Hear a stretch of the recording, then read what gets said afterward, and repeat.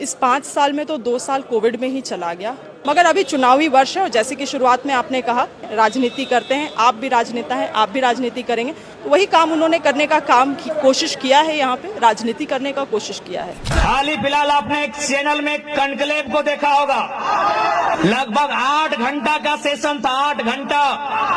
उसमें मुख्यमंत्री श्री हेमंत सोरेन जी भी गए थे, उसमें श्री अनंत ओझा जी आपके राजमहल के विधायक, उसमें श्रीमती शिल्पी नेहा तिर्की जी गई थी। बाहर के लोग यहाँ पर आकर के नहीं रहना चाहिए, क्या होना चाहिए? क्योंकि आपके बयान को बहुत दूसरे तरीके से 1 दर्जन से ज्यादा मंत्री, सांसद, विधायक, पूर्व मुख्यमंत्री, वर्तमान मुख्यमंत्री, सबको पूछा झारखंड कैसे ठीक होगा, सब बोला ऐसे होगा, सब बोला ऐसे होगा, सब बोला ऐसे होगा, सब बोला ऐसे होगा। एक ही वो शख्स था जो स्कॉर्पियो के छत में जो बोलता है वहां भी बोला, क्या बोला कि यदि कोई पेपर लीक करता है तो पहले नियम कानून से एक बार प्रयास करेंगे और फिर भी नहीं माना तो दामोदर नदी में ले जाके गाड़ देंगे, जो होगा देखा जाएगा। लोग फॉल्स डीड बना के जमीन खरीद रहे हैं, जमीन ले ले रहे हैं, कास्ट सर्टिफिकेट भी बनवा ले रहे हैं, आधार कार्ड बनवा ले रहे हैं। और आज भी आप देखिएगा तो यहाँ पे कुछ ऐसे लोग हैं जो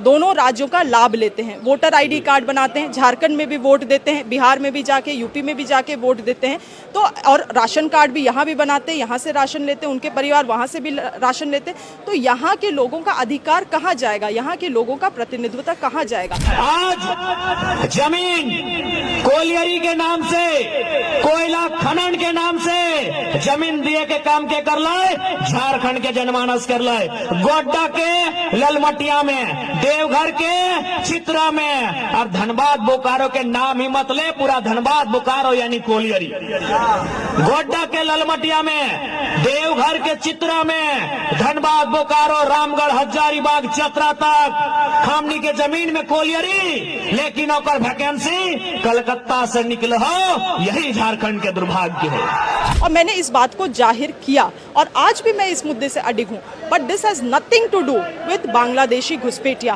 क्योंकि वो दूसरा मैटर है।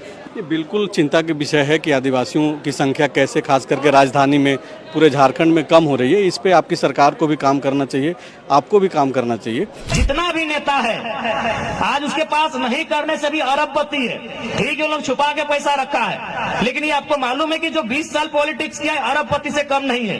कोई रहे XYZ कोई रहे, लेकिन उसको किस बात की चिंता है कि बेटा को टिकट कैसे मिलेगा।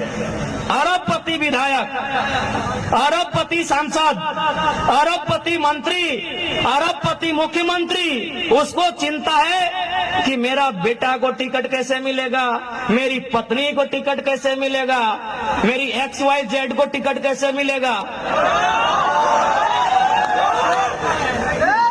मेरी पत्नी के भाई के बच्चे के ननन के फुफेरी ममेरी मौसेरी, उसको टिकट कैसे मिलेगा।